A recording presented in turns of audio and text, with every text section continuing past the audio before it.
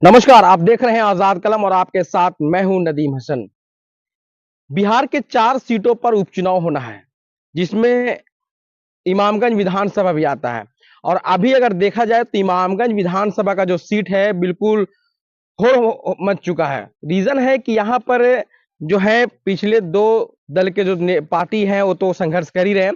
साथ ही साथ 2 नए पार्टी का और भी यहाँ पर आगमन हो रहा है, जिसमें एक नए पार्टी का अभी जो गठन हुआ है, अभी तक तो उनका चुनाव चिन्ह नहीं मिला है, लेकिन बहुत जल्द मिलने वाला है। जिसमें एक है जन स्वराज की पार्टी और दूसरा है स्वाधीनता पार्टी। लेकिन उनके उम्मीदवार जो है घूमना शुरू कर चुके हैं, जनता के बीच में भ्रमण शुरू कर चुके हैं। और अभी कयास ये भी लगाया जा रहा है कि एक असदुद्दीन अवैसी की पार्टी भी आने जा रही है, लेकिन इस पर अभी पूरी तरीके से मुहर नहीं लगा है। लेकिन आज हम बात करेंगे इमामगंज विधानसभा सीट को लेकर, क्योंकि यहाँ की जो जनता है उनका कहना है कि क्षेत्रीय लाओ और इमामगंज बचाओ। और इमामगंज में जो पिछले 20 सालों में क्या हुआ, क्या कुछ घटा, कितना कार्य हुआ, कितना विकास किया, इन सब सारी मुद्दों पे बातचीत होगी। हमारे राजद के वरिष्ठ नेता है जनार्दन राय, और इनसे मैं जानने की कोशिश करूंगा, चूंकि अच्छा प्रवक्ता भी हैं, और इनसे मैं बातचीत करूंगा और 20 सालों का लेखा जोखा और उससे पीछे का क्या हुआ, इन सारी चीजें मुद्दों पर बातचीत होगी। क्योंकि जो भी नेता आ रहे हैं इमामगंज विधानसभा में, हर कोई एक दूसरे पर जो है कटाक्ष कर रहे हैं, एक दूसरे को लेकिन निकालने पर लगे हुए हैं, एक दूसरे पर कि मतलब ये मैंने ये विकास किया, मैंने ये विकास किया, मेरे अलावा कोई कर नहीं सकता है, कोई माय का लाल नहीं है जो कर देगा। अभी जीतन राम मांझी भी आए तो यहाँ पर कई सारे स्टेटमेंट दिए, लेकिन उस पर भी मैं बातचीत करूंगा। और सबसे पहले सर स्वागत है मेरे चैनल पे आपका। धन्यवाद नदीम जी, और आपके चैनल आजाद कलम को इन सारी मुद्दों को उठाने के लिए बहुत बहुत धन्यवाद। सबसे पहला सवाल कि देखिए, अब तक तो जो भी यहाँ चुनाव लड़े हैं इमामगंज विधानसभा में, वो अब तक बाहरी आए हुए हैं, लेकिन यहाँ की जनता की मांग है कि नहीं, इस बार क्षेत्रीय लाओ और इमामगंज को बचाओ। जी बिल्कुल, कहना आपका सही है। ये क्षेत्र के आम आवाम की आवाज है।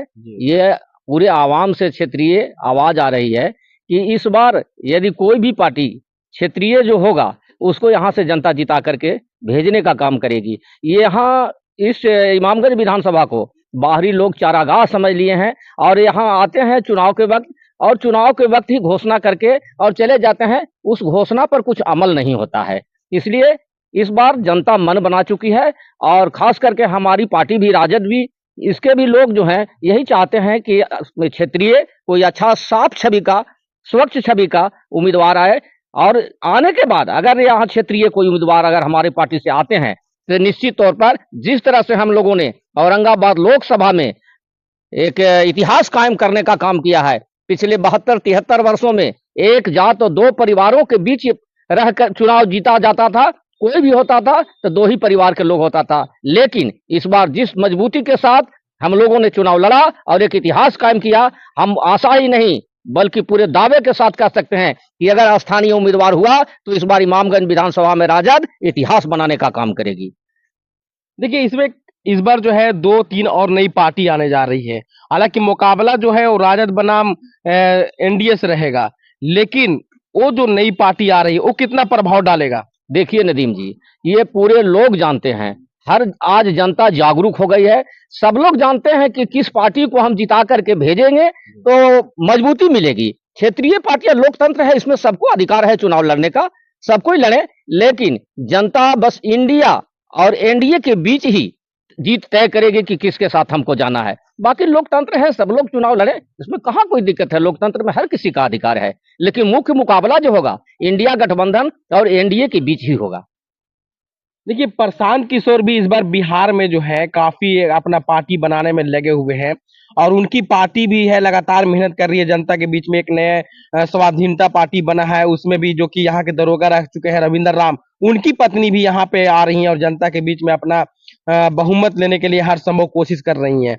तो ये 2 पार्टी को आप किस तरीके से देख रहे हैं? देखिए, ये चुनाव है, चुनाव में सब लोग भाग ले रहे हैं। हम आपको पहले ही बता चुके, सबको अधिकार है चुनाव लड़ने का। जन स्वराज पार्टी नई नई आई है, अच्छी बात है, लोकतंत्र में ये सब चलते रहता है। लेकिन यहाँ किसी से कोई मुकाबला नहीं होगा। जहां तक रही रविंदर राम जो पूर्व थाना प्रभारी थे उनकी पत्नी का, तो उनकी पत्नी का क्या इस क्षेत्र में योगदान रहा है, कौन सा ऐसा सामाजिक काम किए हैं। हाँ, इतना जरूर मैं दावे के साथ कह सकता हूँ कि जिस समय रविंदर राम जी यहाँ थाना प्रभारी थे, उस समय यहाँ के लोगों पर जुल्म ढाने का काम किया है। जो लोग भी लाल गमछा कंधा पर लेकर के गरीब गुरबा बाजार आते थे या काला गमछा जिनके कंधे पर होता था, उनको खदेड़ खदेड़ करके पीटा जाता था। यही उनकी पत्नी का उपलब्धि है, उनकी पत्नी का तो कोई उपलब्धि है नहीं। यहाँ कुछ किए नहीं है, कोई सामाजिक कार्य में कभी कोई योगदान रहा हो। आप भी इस क्षेत्र के वासिंदे हैं तो आप भी इससे वाकिफ होंगे कि कौन सा उनका योगदान सामाजिक रहा है जिसके आधार पर ये चुनाव यहाँ लड़ना चाहते हैं। एक चीज की अभी देखिए जीतन राम मांझी लगातार जो है अपने क्षेत्र में दौरा कर रहे हैं और उन्होंने भरे सभा में ये इस बात का जिक्र किया कि आपने हमको 10 साल दिया, 10 साल में मैंने 9 साल तो मेरा हो चुका है, 1 साल का और टाइम दिए। चूंकि लोकसभा चुनाव गया से वो लड़े थे और जीत कर गए हैं, तो 1 साल और टाइम मांग रहे हैं। इन 10 सालों में उन्होंने क्या किया?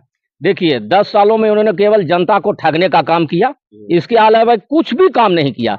जो भी काम हुआ इनके पूर्व के जो प्रतिनिधि थे उनको उनके द्वारा किया गया। मैं गिना सकता हूं उनके द्वारा किए गए कार्य को। स्टेट हाईवे जो डुमरिया से पटना रानी तालाब के लिए बना, इनके पूर्व के प्रतिनिधि के द्वारा। कालीदा पर पुल, कालीदा पर ITI कॉलेज, नंदई नदी पर पुल, नारायणपुर नदी पर पुल, टंडवा पुल, कबिसा पुल, काचर पुल, बलिया पुल। इसके अलावे इन्होंने क्या किया? इन्होंने किया यही कि 2015 में इन्होंने 3 पुल का घोषणा किया था और जाकर के कसम खाए थे, जिसमें एक इमामगंज का भागहर नदी है, भागहर गांव है जो चारों तरफ से नदी से घिरा हुआ है। वहां उन्होंने जाकर के कसम खाने का काम किया था। आप पता लगा लीजिए भागहर नदी पर पुल का क्या हुआ आज तक। फिर ये कसम खाए। आपको और 2-3 मैं बता सकता हूं इसमें, जिसमें आपका एक है बांके बाजार का नावाडीह फुलवरिया पुल। इसका भी उन्होंने 2015 में घोषणा किया था कि मैं जीतूंगा तो बना दूंगा। जनता ने उनको वोट देने का काम किया, लेकिन वोट लेकर के वो चले गए और आज तक कुछ नहीं हुआ। इसके अलावे बांके बाजार चुआबार का, गुड़िया चुआबार का एक नदी है, उस पर भी उन्होंने कसम खाया था। तो उनका कसम खाने का आदत है, जब चुनाव आता है कसम खाता है। और इस बार कसम खाए हैं कहाँ? बलिया नदी पर।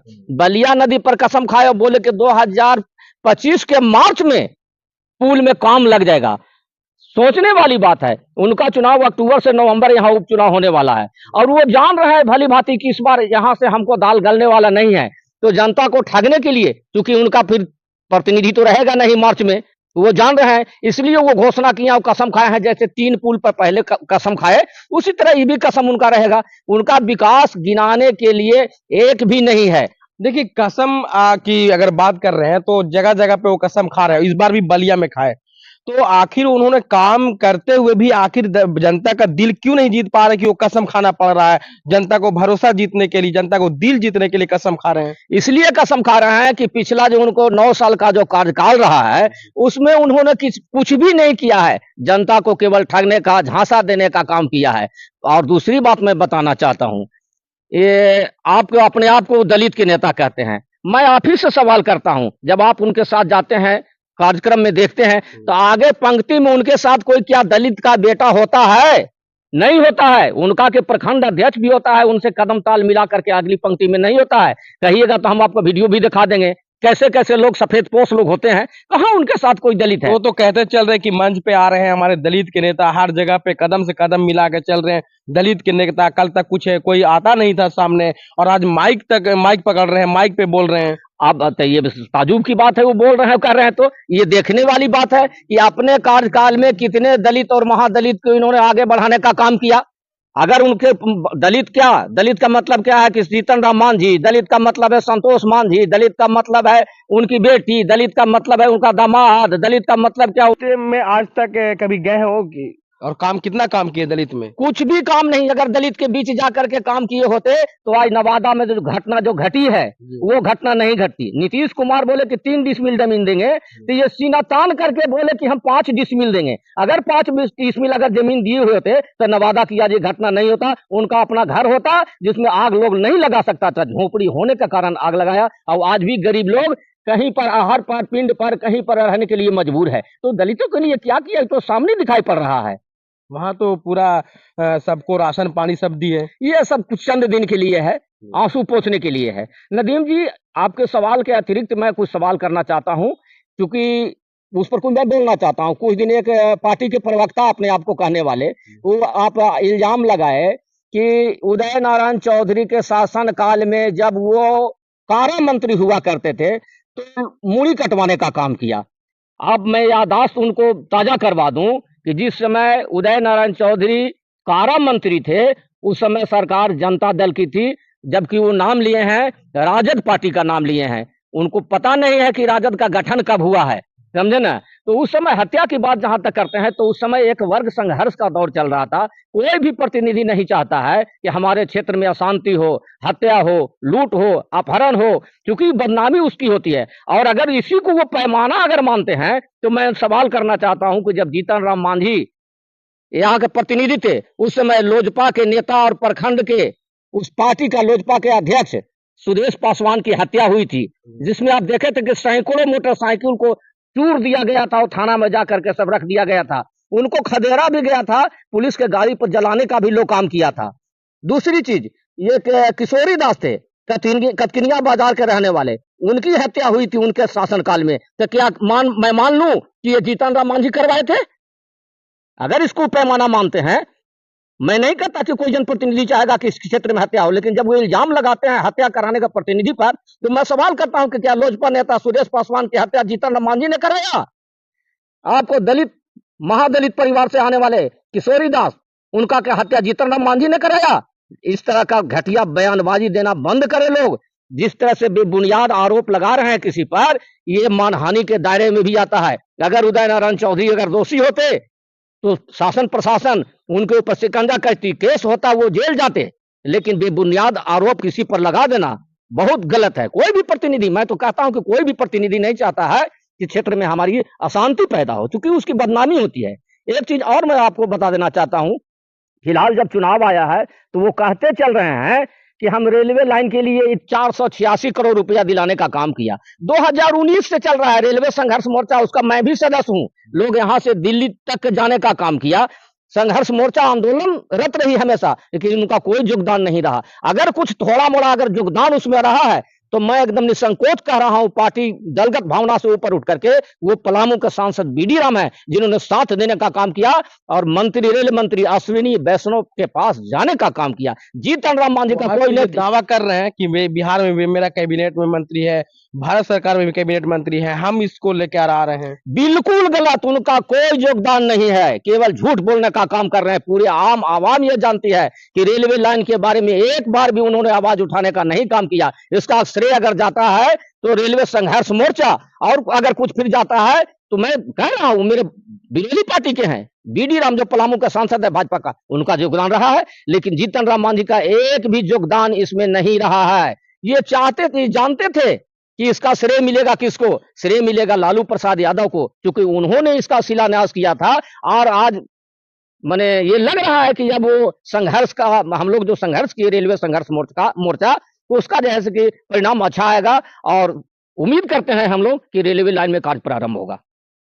देखिए, एक बात तो तय हो चुका है कि अगर एनडीए की तरफ से अगर यहाँ पर पार्टी में अगर आते हैं विधानसभा में, तो कोई ना कोई होगा, तो हमसे ही कोई ना कोई उम्मीदवार होगा। बिल्कुल। लेकिन यहाँ जो मांग कर रहे क्षेत्रीय का, तो राजद की तरफ से आ सकता है या कांग्रेस की तरफ से आ सकता है, ऐसा नहीं, क्या? कांग्रेस के अब हम नहीं कर सकते हैं, इसलिए कि कांग्रेस अब इंडिया गठबंधन के तहत है, और इंडिया गठबंधन में ये इमामगंज विधानसभा जो सीट है वो राजद के खाते में है। हाँ, अब सुगबुआहट ये है, और हम लोग को कहीं ना कहीं से ये आश्वासन भी मिल रहा है कि जो भी होगा क्षेत्रीय उम्मीदवार होगा। और हमसे तो कोई सवाल पैदा नहीं किया जाता है। मैंने हम के मतलब क्या? हम के मतलब जीतन राम मांझी, हम के मतलब संतोष मांझी, हम के मतलब उनकी बेटी सुनैना देवी, हम के मतलब उनका दामाद, हम के मतलब उनका बेटा। उससे बाहर तो निकलने वाले हैं ही नहीं। कहाँ किसी दलित को देंगे या महादलित को देने का काम करेंगे? अगर कहीं भी देते हैं तो एगो समधीन को दे देते हैं। इसके अलावा कहाँ उनका कोई दलित महादलित का किसी एक आध को भी व्यक्ति को बढ़ाइए, बताइए। यहाँ भी दलित महादलित में लोग हैं, उनके साथ जुड़े हुए कुछ लोग हैं, कहाँ उनको प्रोजेक्ट कर रहे हैं? मीडिया ने उनसे सवाल किया था कि इस बार आपका उम्मीदवार क्षेत्रीय हो सकता है या हमसे हो सकता है, तो उन्होंने साफ कटाक्ष किया कि नहीं, ये आपका सवाल है, मेरा पार्टी से कोई सरोकार नहीं है, कहते हुए कटाक्ष करके निकल गए। हाँ, इसलिए कटाक्ष करके निकल गए क्योंकि उनको परिवार से बाहर निकलना नहीं है, परिवार में ही देना है। तो इस मुद्दे में क्यों आपके सवाल का जवाब देने का काम करेंगे? राज बांध बना है, बहुत बड़ा बांध है, उससे पूरा सेवरा से लेके हर क्षेत्र में वहाँ पे पानी तेजी से के साथ जा रहा है, सिंचाई में काफी फायदा हो रहा है। देखिए नदीम जी, हम गए थे वहां पर, जब वो राज बांध बना था, जिस समय श्रमदान से उदय नारायण चौधरी जी विधायक थे, दिन भर हम भी ढेला ढोले का काम किए थे माथा पर, और उस समय जितना सिंचित भूमि हुआ था, आज कमीशन खोरी के कारण वो पूर्ण नहीं हो सका है राजबांध, अभी भी अधूरा है, आप देख रहे होंगे। यही तो काम है उनका। राजबंद तो पूर्व से था और इनका किया हुआ भी नहीं था। ये तो सिंचाई मंत्री होने के चलते एक श्रेय अपना लेना चाहते हैं, जो कि आधा अधूरा अभी भी है। जो हम लोग राजबांध को बांधे थे, ढेला ढो करके, माथा पर टोकरी धो करके, वो पानी कहाँ आज गया? तो फिर वो कैसे कहते हैं कि हाँ हमने इतना विकास किया अपने क्षेत्र में? झूठा उनका, झूठ बोलना उनका काम है, थेथरोलॉजी उनका काम है। कुछ नहीं, विकास के नाम पर गिनाने के लिए उनके प्रवक्ता या उनके लोग के पास कुछ है तो बता देना। हम तो इतना आपको गिना दिए, एक एक योजना को गिनाने का, और भी बहुत सारी योजना है। रानीगंज नगमा पुल भी बनाया। ग्रामीण जनता, इतनी सारी ग्रामीण जनता भीड़ इकट्ठा करती है, वो किस लिए कर रही है? भीड़ इकट्ठा हो जाती है, झूठा लालच प्रलोभन दे करके लोग को लाया जाता है, सब्ज बाग दिखाया जाता है, भोली भाली जनता चली जाती है। विकास के मामले में तो कुछ करते नहीं है, झूठा सब्ज बाग दिखाते हैं और जनता आती है। लेकिन इस बार जनता, वही जनता इनको सबक सिखाने का काम करेगी, कहीं इनके पार्टी का नामो निशान नहीं रहने वाला है। क्या लगता है इस बार उपचुनाव में कैसा माहौल रहेगा? माहौल बिल्कुल एक तरफा रहेगा, इंडिया गठबंधन की तरफ। इंडिया गठबंधन, दूसरा कोई कहीं टिकने वाला नहीं है। इनका 9 साल का कार्यकाल देख लिया है लोग, काठ की हांडी बार बार नहीं चढ़ती है। जिन्होंने ठगने का जो काम किया है सब देख चुका है, अब बस जनता इंतजार कर रही है कि कब चुनाव हो कि इनको सबक सिखाया जाए। देखिए एक चीज ये भी सवाल आ रहा है, ये लोगों का ये मानना है कि अगर राजद की तरफ से उदय नारायण चौधरी को अगर सीट मिलता है तो फिर यहाँ पर राजद का खटिया खड़ा हो जाएगा। देखिए अब ये तो पार्टी का सोचना होगा, पार्टी तक की ये सारी बात, जितनी भी बातें हैं, पार्टी भी अपना इंटरनल सर्वे कराती है, तो इंटरनल सर्वे में उनको पता हो गया होगा कि जनता क्या चाहती है। बस हम यही कहेंगे कि हम लोगों का इस क्षेत्र के जन भावना जो है, जनता की आवाज जो है, वो क्षेत्रीय उम्मीदवार चाहती है, और इसका संदेश हम लोग प्रदेश स्तर तक के और राष्ट्रीय अध्यक्ष तक के पहुंचा चुके हैं, और आश्वासन भी मिला है कि इस बार क्षेत्रीय उम्मीदवार होगा। हम लोग पार्टी में हैं, पार्टी फिर जो निर्णय लेगी, हम लोग की मजबूरी है कि हम लोग पार्टी में हैं तो पार्टी के लिए काम करना होगा। लेकिन ये जनता की आवाज है, जन भावना के अनुरूप अगर हमारी पार्टी देती है तो बिना लाग लपेट के मैं कह सकता हूं कि इमामगंज विधानसभा इस बार इतिहास बनाने जा रही है। बहुत शुक्रिया सर हमसे बात करने। चलिए, आपको भी बहुत बहुत धन्यवाद नदीम जी।